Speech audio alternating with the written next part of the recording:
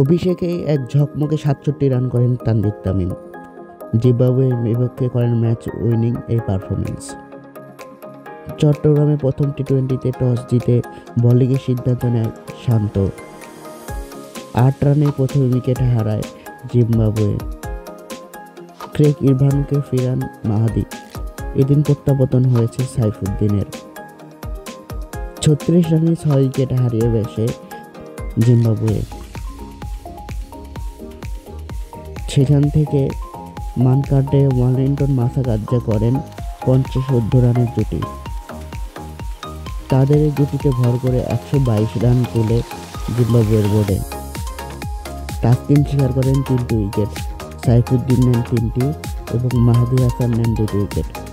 ইনিংসের শুরুতে বৃষ্টি আসে। ১২৩ রানের টার্গেটে ব্যাট করতে নেমে ১ রানে আউট হয়ে যান লিটন কুমার দাস। অধিনায়ক শান্তকে নিয়ে ম্যাচ জমিয়ে তোলেন তানজিদ তামিম। ২৪ রান করে ফেরেন অধিনায়ক শান্ত। এরপরে হৃদয়কে সাথে নিয়ে জুটি করতে থাকেন তানজিদ তামিম।